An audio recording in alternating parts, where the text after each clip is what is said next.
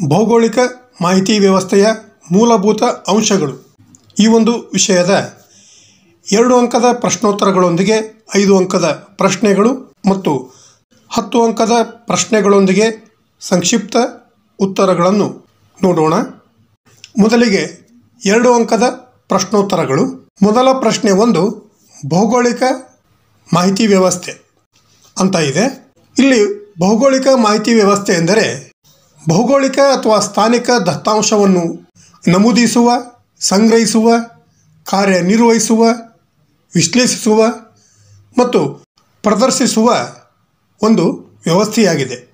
ಅಲ್ಲದೆ ಪರೀಕ್ಷೆಯಲ್ಲಿ GIS ವಿಸ್ತರಿಸಿ ಅಂತ ಕೇಳಬಹುದು.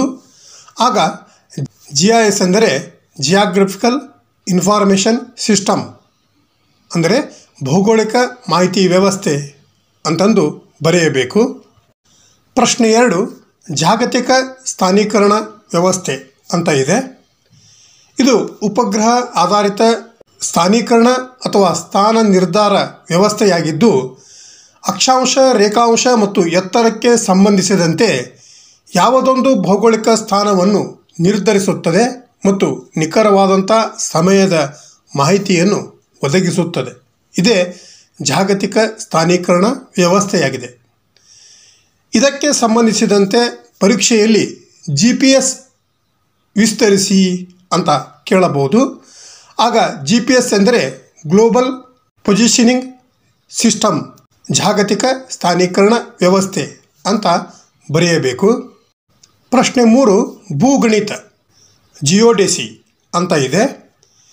ಭೂಗಣಿತವು ಭೂಮಿಯ ಆಕಾರ, ಗುರುತ್ವಾಕರ್ಷಣೆ ಮತ್ತು ಪ್ರಾದೇಶಿಕ ದೃಷ್ಟಿಕೋನವನ್ನು ತಾತ್ಕಾಲಿಕವಾಗಿ ಬದಲಾಗುವ 3Dಯಲ್ಲಿ ಅಳೆಯುವ ಮತ್ತು ಪ್ರತಿನಿಧಿಸುವ ವಿಜ್ಞಾನವಾಗಿದೆ. ಇದು ಭೂವಿಜ್ಞಾನ ಮತ್ತು ಗಣಿತಶಾಸ್ತ್ರದ ಒಂದು ವಿಭಾಗವಾಗಿದೆ. ಪ್ರಶ್ನೆ 4 ಪ್ರಪಂಚದ ಭೂಗಣತೀಯ ವ್ಯವಸ್ಥೆ ಅಥವಾ ಆಧಾರ ಅಂತ ಇದೆ. ಪ್ರಪಂಚದ ಭೂಗಣತೀಯ ವ್ಯವಸ್ಥೆಯು ಪ್ರಸ್ತುತ ಬಳಕೆಯಲ್ಲಿರುವ ಒಂದು ಗಣಿತೀಯ ವ್ಯವಸ್ಥೆ ಅಥವಾ ಆಧಾರವಾಗಿದೆ. ಇದು 2010ರವರೆಗೆ ಮಾನ್ಯವಾಗಿತ್ತು. ಅಲ್ಲದೆ ಈ ಒಂದು ಪ್ರಪಂಚದ ಭೂಗಣಿತೀಯ ವ್ಯವಸ್ಥೆ ಪ್ರಪಂಚದಾದ್ಯಂತ ಅತಿ ವ್ಯಾಪಕವಾಗಿ ಇಂದು ಬಳಕೆಯಲ್ಲಿರುತ್ತಿರುವಂಥ ವ್ಯವಸ್ಥೆಗಳಲ್ಲಿ ಒಂದಾಗಿದೆ. ಪ್ರಶ್ನೆ 5 ಭೌಗೋಳಿಕ ನಿರ್ದೇಶಾಂಕ ವ್ಯವಸ್ಥೆ ಅಥವಾ ಭೌಗೋಳಿಕ ನಿರ್ದೇಶಾಂಕಗಳು ಅಂತ ಈ 2 ಥರನಾಗಿ ಕೇಳಿದಾಗ ಇದನ್ನು ಉತ್ತರಿಸಬೇಕು. ಪೃಥ್ವಿಯ ಮೇಲ್ಮೈಯಲ್ಲಿ ನಿಖರವಾದ ಸ್ಥಳಗಳನ್ನು ಗುರುತಿಸಲು ಈ ಒಂದು ಭೌಗೋಳಿಕ ನಿರ್ದೇಶಾಂಕ ವ್ಯವಸ್ಥೆಯನ್ನು ಬಳಸಲಾಗುತ್ತದೆ. ಅಕ್ಷಾಂಶಗಳು ಮತ್ತು ರೇಖಾಂಶಗಳನ್ನು ಬಳಸಲಾಗುತ್ತದೆ. ಇವೇ ಭೌಗೋಳಿಕ ನಿರ್ದೇಶಾಂಕಗಳಾಗಿವೆ.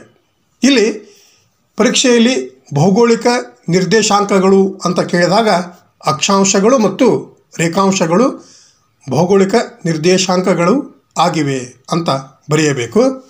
ಪ್ರಶ್ನೆ 6 ದತ್ತಾಂಶ. ಇಲ್ಲಿ ದತ್ತಾಂಶ ಅಂದರೆ ಭೂಮಿಯ ಮೇಲೆ ದೊರೆಯುವ ಎಲ್ಲ ವಸ್ತುಗಳ ಅಥವಾ ಸಂಗತಿಗಳ ಸಂಗ್ರಹವನ್ನು ನಾವು ದತ್ತಾಂಶ ಎಂದು ಕರೆಯುತ್ತೇವೆ. ದತ್ತಾಂಶವು ಭೌಗೋಳಿಕ ಮಾಹಿತಿಯ ವ್ಯವಸ್ಥೆಯ ಸಂದರ್ಭದಲ್ಲಿ ಸ್ಥಾನಿಕ ಅಥವಾ ಭೌಗೋಳಿಕ ಮಾಹಿತಿಯಾಗಿರುತ್ತದೆ. ಪ್ರಶ್ನೆ 7 ದತ್ತಾಂಶದ ಪ್ರಕಾರಗಳು ಅಥವಾ ದತ್ತಾಂಶವನ್ನು ಸಂಗ್ರಹಿಸುವ ವಿಧಾನಗಳು. 2 ಥರನಾಗಿ ಪ್ರಶ್ನೆಯನ್ನು ಕೇಳಿದಾಗ ಇದೇ ಉತ್ತರವನ್ನು ಉತ್ತರಿಸಬೇಕು. ಇಲ್ಲಿ ನಾವು ಮೊದಲಿಗೆ ದತ್ತಾಂಶದ ಪ್ರಕಾರಗಳನ್ನು, ಒಂದು ಪ್ರಾಥಮಿಕ ದತ್ತಾಂಶ ಮತ್ತು ಇನ್ನೊಂದು 2 ದ್ವಿತೀಯ ದತ್ತಾಂಶ ಅಂತಂದು 2 ಪ್ರಕಾರಗಳಾಗಿ ಈ ಒಂದು ದತ್ತಾಂಶವನ್ನು ವಿಂಗಡಿಸುತ್ತೇವೆ. ಮೊದಲಿಗೆ ಪ್ರಾಥಮಿಕ ದತ್ತಾಂಶವನ್ನು ನೋಡಿದಾಗ ಈ ಒಂದು ಪ್ರಾಥಮಿಕ ದತ್ತಾಂಶಗಳನ್ನು ಸಂಶೋಧಕ ಅಥವಾ ಸಂಸ್ಥೆಗಳ ಮೂಲಕ ಪ್ರಥಮವಾಗಿ ಸಂಗ್ರಹಿಸಲಾಗಿರುತ್ತದೆ. ಉದಾಹರಣೆಗೆ ಜನಗಣತಿಯಾಗಿದೆ. ಇನ್ನು 2ನೇ ದತ್ತಾಂಶ, ದ್ವಿತೀಯ ದತ್ತಾಂಶ. ಇವುಗಳನ್ನು ಬೇರೊಬ್ಬರು ಸಂಗ್ರಹಿಸಿದ, ಪ್ರಕಟಿಸಿದ ಅಥವಾ ಅಪ್ರಕಟಿತ ಮೂಲಗಳಿಂದ ಸಂಗ್ರಹಿಸುವಂಥ ದತ್ತಾಂಶಗಳಿಗೆ ನಾವು ದ್ವಿತೀಯ ದತ್ತಾಂಶಗಳೆಂದು ಕರೆಯುತ್ತೇವೆ. ಇವೇ ದತ್ತಾಂಶದ ಪ್ರಕಾರಗಳು ಮತ್ತು ದತ್ತಾಂಶವನ್ನು ಸಂಗ್ರಹಿಸುವಂಥ ವಿಧಾನಗಳು ಆಗಿವೆ. ಪ್ರಶ್ನೆ 8 ಸ್ಥಾನಿಕ ದತ್ತಾಂಶ. ಈ ಒಂದು ಸ್ಥಾನಿಕ ದತ್ತಾಂಶವನ್ನು ಭೂಸ್ಥಾನಿಕ ದತ್ತಾಂಶ ಎಂದು ಸಹ ಕರೆಯಲಾಗುತ್ತದೆ. ಅದು ಪೃಥ್ವಿಯ ಮೇಲ್ಮೈ ಮೇಲಿನ ನಿರ್ದಿಷ್ಟ ಸ್ಥಾನಕ್ಕೆ ಸಂಬಂಧಿಸಿದ ಮಾಹಿತಿಯನ್ನು ಹೊಂದಿರುವ ಯಾವುದೇ ದತ್ತಾಂಶವನ್ನು ವಿವರಿಸಲು ಬಳಸುವಂಥ ಶಬ್ದ ಈ ಒಂದು ಸ್ಥಾನಿಕ ದತ್ತಾಂಶವಾಗಿದೆ.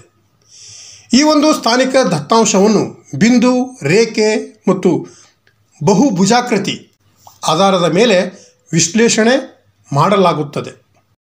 ಪ್ರಶ್ನೆ 9 ಸ್ಥಾನಿಕೇತರ ದತ್ತಾಂಶ ಅಂತ ಇದೆ. ಈ ಒಂದು ಸ್ಥಾನಿಕೇತರ ದತ್ತಾಂಶವು ಸ್ಥಾನಿಕ ದತ್ತಾಂಶವನ್ನು ವರ್ಣಿಸುತ್ತದೆ. ಇದು ಎಲ್ಲಿ ಎಂಬುದರ ಬದಲಿಗೆ ಯಾವುದು ಎಂಬುದನ್ನು ಒಳಗೊಂಡಿರುವ ಮತ್ತು ಭೌಗೋಳಿಕ ಸ್ಥಾನದಿಂದ ಸ್ವತಂತ್ರವಾಗಿದೆ. ಇದು ವಿಶಿಷ್ಟವಾದಂಥ ದತ್ತಾಂಶವಾಗಿದ್ದು, ಈ ಒಂದು ಸ್ಥಾನಿಕ ದತ್ತಾಂಶಕ್ಕೆ ನಾವು ಉದಾಹರಣೆಯನ್ನು ನೋಡಿದಾಗ ಒಂದು ನಗರದ ಮಧ್ಯಭಾಗದಲ್ಲಿ ಪ್ರದರ್ಶಿಸುವಂಥ ನಕ್ಷೆ, ಪ್ರತಿಯೊಂದು ಕಟ್ಟಡ ತನ್ನ ಸ್ಥಾನವನ್ನು ಅಷ್ಟೇ ಅಲ್ಲದೆ ವಸತಿ, ಉದ್ಯೋಗ, ಸರ್ಕಾರ ಇತ್ಯಾದಿ ಪ್ರಕಾರದ ಬಳಕೆ ಮತ್ತು ಅಂತಸ್ತುಗಳಂತಹ ಹೆಚ್ಚುವರಿ ವೈಶಿಷ್ಟ್ಯಗಳನ್ನು ಈ ಒಂದು ಸ್ಥಾನಿಕೇತರ ದತ್ತಾಂಶವು ಹೊಂದಿರಬಹುದು. ಪ್ರಶ್ನೆ 10 ವೆಕ್ಟರ್ ದತ್ತಾಂಶ. ಇದನ್ನು ಸದಿಶ ದತ್ತಾಂಶವೆಂದು ಕರೆಯಲಾಗುತ್ತದೆ. ಈ ಮಾದರಿ ಯಾವುದೇ ಲಕ್ಷಣದ ಸ್ಥಳೀಯ ಘಟಕವನ್ನು ಪ್ರದರ್ಶಿಸುತ್ತದೆ. ಇಂತಹ ಘಟಕಗಳು ಒಂದು ಕ್ಷೇತ್ರದ ಒಳಗೆ ಸಮ ಆಕಾರ, ಸಮ ರೂಪ, ಸಾಪೇಕ್ಷ ಸ್ಥಾನದವುಗಳು ಆಗಿರುತ್ತವೆ. ವೆಕ್ಟರ್ ದತ್ತಾಂಶಗಳನ್ನು ನಿರ್ದೇಶಕಗಳ ಮೂಲಕ ನಿರೂಪಿಸಲಾಗುತ್ತದೆ. ಪ್ರಶ್ನೆ 11 ರಾಸ್ಟರ್ ದತ್ತಾಂಶ. ಇದು ಚಿತ್ರಬಿಂಬಗಳ ಅಂದರೆ ಪಿಕ್ಸೆಲ್ಗಳ ಜಾಲರಿಯಲ್ಲಿ ಪ್ರಸ್ತುತಪಡಿಸಲಾದಂಥ ದತ್ತಾಂಶವಾಗಿದೆ. ರಾಸ್ಟರ್ದೊಳಗಿನ ಪ್ರತಿಯೊಂದು ಚಿತ್ರಬಿಂಬದ ಬಣ್ಣ ಅಥವಾ ಅಳತೆಯ ಘಟಕವಾಗಿರಬಹುದು. ಅದು ಮೂಲ ಘಟಕದ ಬಗ್ಗೆ ಮಾಹಿತಿಯನ್ನು ಸಾಗಿಸುತ್ತದೆ ಅಂದರೆ ಒದಗಿಸುತ್ತದೆ. ಪ್ರಶ್ನೆ 12 ದತ್ತಾಂಶ ಸಂಗ್ರಹಣೆ ಅಂತ ಇದೆ. ದತ್ತಾಂಶ ಸಂಗ್ರಹಣೆಯು ಸ್ಥಾಪಿತ ವ್ಯವಸ್ಥೆಯ ರೀತಿಯಲ್ಲಿ ಆಸಕ್ತಿಯ ಚರಗಳ ಮಾಹಿತಿಯನ್ನು ಸಂಗ್ರಹಿಸುವ ಮತ್ತು ಅಳೆಯುವ ಒಂದು ಪ್ರಕ್ರಿಯೆಯಾಗಿದ್ದು, ಅದು ಸಂಶೋಧನಾ ಪ್ರಶ್ನೆಗಳಿಗೆ, ಪರೀಕ್ಷಾ ಊಹೆಗಳಿಗೆ ಉತ್ತರಿಸಲು ಮತ್ತು ಫಲಿತಾಂಶಗಳನ್ನು ಮೌಲ್ಯಮಾಪನ ಮಾಡಲು ಅವಕಾಶ ಮಾಡಿಕೊಡುತ್ತದೆ. ಪ್ರಶ್ನೆ 13 ಪ್ರಶ್ನಾವಳಿ ಅಂತ ಇದೆ. ಸಂಶೋಧಕನು ಸಂಶೋಧನೆಗೆ ಅನುಗುಣವಾಗಿ ಈ ಒಂದು ಪ್ರಶ್ನಾವಳಿಯನ್ನು ತಯಾರಿಸುವನು. ಇಲ್ಲಿ ಪ್ರಶ್ನಾವಳಿ ಅಂದರೆ ತನಿಖೆಗೆ ಸಂಬಂಧಿಸಿದಂಥ ಎಲ್ಲ ಪ್ರಶ್ನೆಗಳ ಪಟ್ಟಿಯಾಗಿದೆ. ಪ್ರಶ್ನಾವಳಿಯಲ್ಲಿರುತ್ತಿರುವಂಥ ಪ್ರತಿಯೊಂದು ಪ್ರಶ್ನೆಯ ಎದುರಿಗೆ ಅದರ ಉತ್ತರವನ್ನು ಬರೆಯಲಾಗುತ್ತದೆ. ಪ್ರಶ್ನೆ 14 ಭೂ ಸಂಸ್ಕರಣೆ ಅಥವಾ ಜಿಯೋ ಪ್ರೊಸೆಸಿಂಗ್. ಭೂ ಸಂಸ್ಕರಣೆಯು ಒಂದು ಭೌಗೋಳಿಕ ಮಾಹಿತಿ ವ್ಯವಸ್ಥೆಯ ಕಾರ್ಯಾಚರಣೆಯಾಗಿದ್ದು, ಭೌಗೋಳಿಕ ಮತ್ತು ಸಂಬಂಧಿತ ದತ್ತಾಂಶವನ್ನು ಸಂಸ್ಕರಿಸುವಂಥ ಒಂದು ಚೌಕಟ್ಟು ಮತ್ತು ಉಪಕರಣಗಳ ಗುಂಪು ಆಗಿದೆ.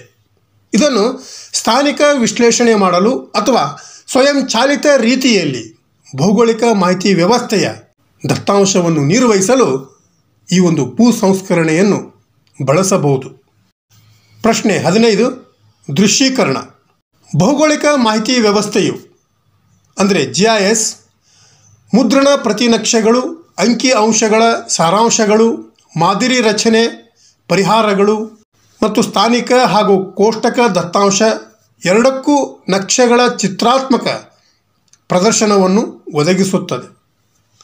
ಅನೇಕ ರೀತಿಯ ಭೌಗೋಳಿಕ ಕಾರ್ಯಾಚರಣೆಗಳಿಗೆ ಅಂತಿಮ ಫಲಿತಾಂಶವೆಂದರೆ ಈ ಒಂದು ದೃಶ್ಯೀಕೃತ ನಕ್ಷೆ ಅಥವಾ ಆಲೇಖವೆಂದು ನಾವು ಹೇಳಬಹುದು.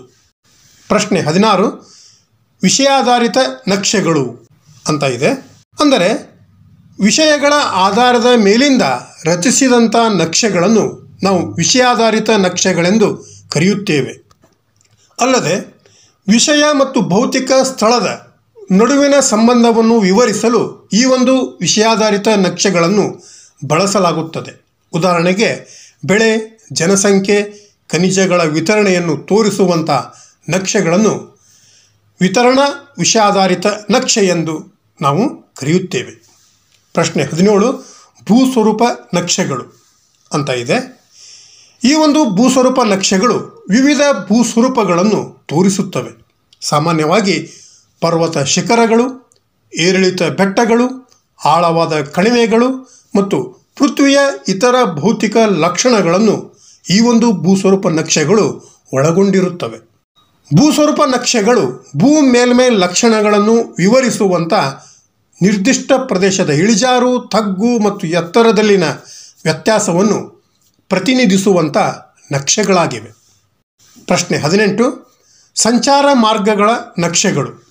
ಇಲ್ಲಿ ಸಂಚಾರ ಮಾರ್ಗಗಳ ನಕ್ಷೆಗಳು ಅಂದರೆ ರಸ್ತೆ, ರೈಲು ಮಾರ್ಗ, ಜಲಮಾರ್ಗ ಮತ್ತು ವಾಯು ಮಾರ್ಗಗಳನ್ನು ತೋರಿಸುವಂಥ ನಕ್ಷೆಗಳಿಗೆ ನಾವು ಸಂಚಾರ ಮಾರ್ಗಗಳ ನಕ್ಷೆಗಳು ಎಂದು ಕರೆಯುತ್ತೇವೆ. ಪ್ರಶ್ನೆ 19 ನಕ್ಷಾಚಿತ್ರಗಳು ಅಥವಾ ಕಾರ್ಟೋಗ್ರಾಮ್ಸ್. ಫ್ರೆಂಚ್ ಎಂಜಿನಿಯರ್ ಚಾರ್ಲ್ಸ್ ಮಿನಾರ್ಡ್ ಇವರು 1974ರಲ್ಲಿ ಮೊಟ್ಟ ಮೊದಲು ಕಾರ್ಟೋಗ್ರಾಮ್ ಎಂಬ ವಿಭಿನ್ನ ಪ್ರಕಾರದ ಭೌಗೋಳಿಕ ರೇಖಾಕೃತಿ ಪದವನ್ನು ಬಳಸಿದರು. ನಕ್ಷಾಚಿತ್ರಗಳನ್ನು ಕೈಯಿಂದ ರಚಿಸಬಹುದು, ಆದರೆ ಈಗ ಅನೇಕ ತಂತ್ರಾಂಶ ಪ್ಯಾಕೇಜ್ಗಳ ಮೂಲಕ ಈ ಒಂದು ನಕ್ಷಾಚಿತ್ರಗಳನ್ನು ರಚಿಸಲಾಗುತ್ತದೆ. ಸಾಮಾನ್ಯವಾಗಿ ಛಾಯೆ, ವಕ್ರ ಅಥವಾ ಬಿಂದುಗಳ ಮೂಲಕ ನಕ್ಷೆಯಲ್ಲಿ ತೋರಿಸುವಂಥ ಚಿತ್ರವನ್ನು ನಾವು ನಕ್ಷಾಚಿತ್ರವೆಂದು ಕರೆಯುತ್ತೇವೆ. 2 ಅಂಕದ ಕೊನೆಯ ಪ್ರಶ್ನೆ 20 ಕೋಷ್ಟಕೀಕರಣ. ಇಲ್ಲಿ ಸಂಗ್ರಹಿಸಿದ ದತ್ತಾಂಶಗಳನ್ನು ಕೋಷ್ಟಕದ ರೂಪದಲ್ಲಿ ನಿರೂಪಿಸಲಾಗುತ್ತದೆ. ನಿರೂಪಣೆಯನ್ನು ಸರಳೀಕರಿಸುವುದು ಮತ್ತು ತುಲನೆಗಳನ್ನು ಸುಲಭ ಮಾಡುವುದು ಕೋಷ್ಟಕದ ಮುಖ್ಯ ಉದ್ದೇಶವಾಗಿದೆ. ಈ ಒಂದು ಕೋಷ್ಟಕವು ಸಾಲು ಮತ್ತು ಅಂಕಣಗಳ ರೂಪದಲ್ಲಿ ಪ್ರದರ್ಶಿಸಿದ ಅಂಕಿ ಅಂಶಗಳ ವ್ಯವಸ್ಥಿತ ನಿರೂಪಣೆಯಾಗಿರುತ್ತದೆ. ಈ ತೆರನಾಗಿ 2 ಅಂಕದ ಪ್ರಶ್ನೋತ್ತರಗಳು ಇದ್ದರೆ ಇನ್ನು 5 ಅಂಕದ ಪ್ರಶ್ನೆಗಳು. ಮೊದಲ ಪ್ರಶ್ನೆ 1 ಭೌಗೋಳಿಕ ಮಾಹಿತಿ ವ್ಯವಸ್ಥೆಯ ವ್ಯಾಪ್ತಿಯನ್ನು ವಿವರಿಸಿರಿ ಅಂತ ಇದ್ದರೆ, ಪ್ರಶ್ನೆ 2 ಭೌಗೋಳಿಕ ಮಾಹಿತಿ ವ್ಯವಸ್ಥೆಯ ಸ್ವರೂಪವನ್ನು ವಿವರಿಸಿರಿ. 3 ಭೌಗೋಳಿಕ ಮಾಹಿತಿ ವ್ಯವಸ್ಥೆಯ ಇತಿಹಾಸವನ್ನು ಕುರಿತು ಸಂಕ್ಷಿಪ್ತವಾಗಿ ಬರೆಯಿರಿ. 4 ಭೌಗೋಳಿಕ ಮಾಹಿತಿ ವ್ಯವಸ್ಥೆಯ ಒಂದು ಅಂತರ್ಶಾಸ್ತ್ರೀಯ ಅಧ್ಯಯನ ವಿಶ್ಲೇಷಿಸಿರಿ ಅಂತ ಇದ್ದರೆ, ಪ್ರಶ್ನೆ 5 ಜಾಗತಿಕ ಸ್ಥಾನ ನಿರ್ಧಾರ ವ್ಯವಸ್ಥೆಯ ವಿಭಾಗಗಳನ್ನು ಬರೆಯಿರಿ. 6 ಜಾಗತಿಕ ಸ್ಥಾನ ನಿರ್ಧಾರ ವ್ಯವಸ್ಥೆಯ ಅನ್ವಯಗಳನ್ನು ಬರೆಯಿರಿ. ಪ್ರಶ್ನೆ 7 ಭೂಗಣಿತದ ಅಥವಾ ಜಿಯೋಡಿಸಿಯ ವ್ಯಾಪ್ತಿಯನ್ನು ವಿವರಿಸಿರಿ. 8 ಭೂಗಣಿತದ ಪ್ರಕಾರಗಳನ್ನು ಬರೆಯಿರಿ. 9 ಸ್ಥಾನಿಕ ದತ್ತಾಂಶದ ರಚನೆಗಳನ್ನು ವಿವರಿಸಿರಿ. ಪ್ರಶ್ನೆ 10 ದೊಡ್ಡ ಪ್ರಮಾಣದ ವಿರುದ್ಧ ಸಣ್ಣ ಪ್ರಮಾಣ ಚರ್ಚಿಸಿರಿ. ಪ್ರಶ್ನೆ 11 ವೆಕ್ಟರ್ ದತ್ತಾಂಶ ಮಾದರಿಯನ್ನು ವಿವರಿಸಿರಿ. 12 ರಾಸ್ಟರ್ ದತ್ತಾಂಶ ಮಾದರಿಯನ್ನು ವಿವರಿಸಿರಿ ಅಂತ ಇದ್ದರೆ, 5 ಅಂಕದ ಕೊನೆಯ ಪ್ರಶ್ನೆ 13 ಸ್ಥಾನಿಕ ಮತ್ತು ಸ್ಥಾನಿಕೇತರ ಪ್ರಶ್ನೆಗಳ ಬಗ್ಗೆ ಬರೆಯಿರಿ ಅಂತ ಈ ತೆರನಾಗಿ 5 ಅಂಕದ ಪ್ರಶ್ನೆಗಳು ಇದ್ದರೆ ಇನ್ನು 10 ಅಂಕದ ಪ್ರಶ್ನೆಗಳು. ಪ್ರಶ್ನೆ 1 ಭೌಗೋಳಿಕ ಮಾಹಿತಿ ವ್ಯವಸ್ಥೆಯ ಘಟಕಾಂಶಗಳನ್ನು ವಿವರಿಸಿರಿ ಅಂತ ಇದೆ.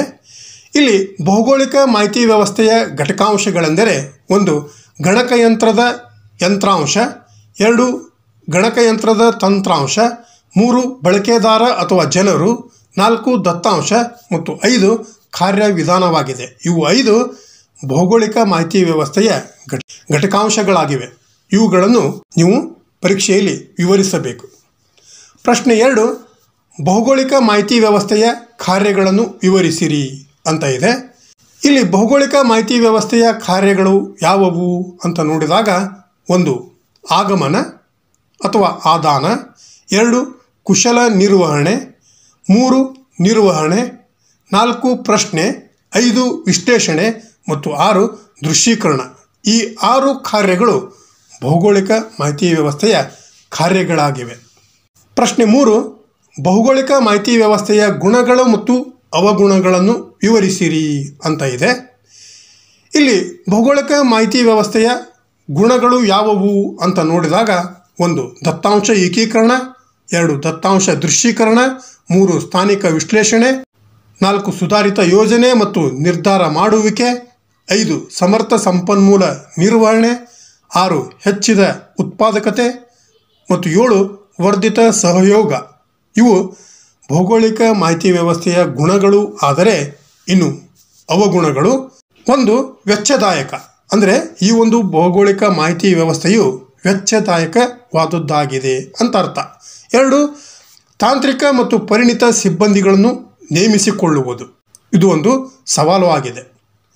3 ದತ್ತಾಂಶ ಗೌಪ್ಯತೆ ಮತ್ತು ಭದ್ರತೆಯನ್ನು ಪಡಿಸಿಕೊಳ್ಳುವುದು ಮುಖ್ಯವಾಗಿರುತ್ತದೆ. 5 ತಂತ್ರಾಂಶ ಮತ್ತು ಪರಿಕರಗಳ ಸಂಕೀರ್ಣತೆ ಮತ್ತು 6 ತಂತ್ರಜ್ಞಾನದ ಮೇಲೆ ಅವಲಂಬನೆ. ಇವು 6 ಅಂಶಗಳು ಈ ಒಂದು ಭೌಗೋಳಿಕ ಮಾಹಿತಿ ವ್ಯವಸ್ಥೆಯ ಅವಗುಣಗಳು ಆಗಿವೆ. ಪ್ರಶ್ನೆ 4, ಇತರ ವಿಷಯಗಳೊಂದಿಗೆ ಭೌಗೋಳಿಕ ಮಾಹಿತಿ ವ್ಯವಸ್ಥೆಯ ಸಂಬಂಧವನ್ನು ವಿವರಿಸಿರಿ ಅಂತ ಇದೆ. ಅಂದಮೇಲೆ ಈ ಒಂದು ಭೌಗೋಳಿಕ ಮಾಹಿತಿ ವ್ಯವಸ್ಥೆ ಯಾವ್ಯಾವ ವಿಷಯಗಳೊಂದಿಗೆ ಸಂಬಂಧವನ್ನು ಹೊಂದಿದೆ ಅಂತ ನಾವು ನೋಡಿದಾಗ, 1 ಭೌಗೋಳಿಕ ಮಾಹಿತಿ ವ್ಯವಸ್ಥೆ ಮತ್ತು ಗಣಿತಶಾಸ್ತ್ರ, 2 ಗಣಕಯಂತ್ರ ವಿಜ್ಞಾನ, 3 ದತ್ತಾಂಶ ವಿಜ್ಞಾನ, 4 ದೂರ ಸಂವೇದಿ, 5 ಭೂಗೋಳಶಾಸ್ತ್ರ, 6 ಅಂಕೀಯ ನಕ್ಷಾಕಲೆ, 7 ನೈಸರ್ಗಿಕ ವಿಜ್ಞಾನ, 8 ಮಾನವಿಕ ಶಾಸ್ತ್ರಗಳು, 9 ಭೌಗೋಳಿಕ ಮಾಹಿತಿ ವ್ಯವಸ್ಥೆ ಮತ್ತು ಶಿಕ್ಷಣ. ಈ ರೀತಿಯಾಗಿ 9 ವಿಷಯಗಳೊಂದಿಗೆ ಈ ಒಂದು ಭೌಗೋಳಿಕ ಮಾಹಿತಿ ವ್ಯವಸ್ಥೆಯು ಸಂಬಂಧವನ್ನು ಹೊಂದಿದೆ. ಇವುಗಳನ್ನು ನೀವು ಪರೀಕ್ಷೆಯಲ್ಲಿ ವಿವರಿಸಬೇಕು. ಪ್ರಶ್ನೆ 5, ದತ್ತಾಂಶ ಸಂಗ್ರಹಣೆಯ ವಿಧಾನಗಳನ್ನು ವಿವರಿಸಿರಿ ಅಂತ ಇದೆ. ಇಲ್ಲಿ ನಾವು ದತ್ತಾಂಶದ ಸಂಗ್ರಹಣೆಯನ್ನು ಮುಖ್ಯವಾಗಿ ಪ್ರಾಥಮಿಕ ದತ್ತಾಂಶ ಮತ್ತು ದ್ವಿತೀಯ ದತ್ತಾಂಶ ಅಂತಂದು 2 ತೆರನಾಗಿ ದತ್ತಾಂಶಗಳನ್ನು ಸಂಗ್ರಹಣೆ ಮಾಡುತ್ತೇವೆ. ಅಂದಮೇಲೆ ಪ್ರಾಥಮಿಕ ದತ್ತಾಂಶವನ್ನು ಸಂಗ್ರಹಿಸುವಂಥ ವಿಧಾನಗಳು ಯಾವುವು ಅಂತ ನಾವು ನೋಡಿದಾಗ, 1 ನೇರ ವೈಯಕ್ತಿಕ ಸಂದರ್ಶನ, 2 ಪರೋಕ್ಷ ವೈಯಕ್ತಿಕ ಸಂದರ್ಶನ, 3 ಸುದ್ದಿಗಾರರು ಅಥವಾ ವರದಿಗಾರರ ಮಾಹಿತಿ, 4 ಪ್ರಶ್ನಾವಳಿ, 5 ತಪಶೀಲು ಮತ್ತು 6 ಇತರ ವಿಧಾನಗಳು. ಅಂದರೆ ದತ್ತಾಂಶ ಸಂಗ್ರಹಣೆಯ ವಿಧಾನಗಳಲ್ಲಿ ಪ್ರಾಥಮಿಕ ದತ್ತಾಂಶಗಳನ್ನು ಸಂಗ್ರಹಿಸುವಂಥ ವಿಧಾನಗಳು ಈ 6 ವಿಧಾನಗಳು ಆಗಿವೆ. ಇನ್ನು ದತ್ತಾಂಶ ಸಂಗ್ರಹಣೆಯಲ್ಲಿ ಇರುತ್ತಿರುವಂಥ ದ್ವಿತೀಯ ದತ್ತಾಂಶಗಳನ್ನು ಸಂಗ್ರಹಿಸುವಂಥ ವಿಧಾನಗಳು ಯಾವುವು ಅಂತ ನೋಡಿದಾಗ, ಅವು ಮುಖ್ಯವಾಗಿ 1 ಪ್ರಕಟಿತ ಮೂಲಗಳು ಮತ್ತು ಇನ್ನೊಂದು ಅಪ್ರಕಟಿತ ಮೂಲಗಳು. ಈ 2 ಮೂಲಗಳಿಂದ ನಾವು ದ್ವಿತೀಯ ದತ್ತಾಂಶಗಳನ್ನು ಸಂಗ್ರಹಿಸುತ್ತೇವೆ. ಅಂದಮೇಲೆ ಪ್ರಕಟಿತ ಮೂಲಗಳು ಯಾವುವು ಅಂತ ನಾವು ನೋಡಿದಾಗ, ಸಂಯುಕ್ತ ರಾಷ್ಟ್ರ ಸಂಘದ ಅಂಕಿ ಅಂಶಗಳ ವಾರ್ಷಿಕ ಪುಸ್ತಕ, ಆಹಾರ ಮತ್ತು ಕೃಷಿ ಸಂಘದ ವಾರ್ಷಿಕ ಕೃಷಿ ಉತ್ಪಾದನಾ ಪುಸ್ತಕ, ಕೇಂದ್ರ ಸರ್ಕಾರ, ರಾಜ್ಯ ಸರ್ಕಾರ ಮತ್ತು ಖಾಸಗಿ ಸಂಸ್ಥೆಗಳು ಪ್ರಕಟಿಸಿದಂಥ ವಾರ್ಷಿಕ ಪುಸ್ತಕಗಳು, ದೈನಿಕ, ಮಾಸಿಕ, ತ್ರೈಮಾಸಿಕ, ಅರ್ಧವಾರ್ಷಿಕ ಪತ್ರಿಕೆಗಳು, ಸಂಘ ಸಂಸ್ಥೆಗಳ ವರದಿಗಳು, ವಿಶ್ವವಿದ್ಯಾಲಯಗಳ ಸಂಶೋಧನಾ ವಿಭಾಗಗಳ ವರದಿಗಳು, ಇನ್ನೂ ಮುಂತಾದವು ಪ್ರಕಟಿತ ಮೂಲಗಳಿಂದ ಈ ಒಂದು ದ್ವಿತೀಯ ದತ್ತಾಂಶಗಳನ್ನು ಸಂಗ್ರಹಿಸುವಂಥ ವಿಧಾನಗಳು. ಆದರೆ ಇನ್ನು ಅಪ್ರಕಟಿತ ಮೂಲಗಳೆಂದರೆ ಸರ್ಕಾರಿ ದಾಖಲೆಗಳು, ಅರೆ ಸರ್ಕಾರಿ ದಾಖಲೆಗಳು, ಸ್ವಂತ ದಾಖಲೆಗಳು ಮತ್ತು ಶೋಧ ಪ್ರಬಂಧಗಳು, ಇನ್ನೂ ಮುಂತಾದವುಗಳು ಅಪ್ರಕಟಿತ ಮೂಲಗಳು ಆಗಿವೆ.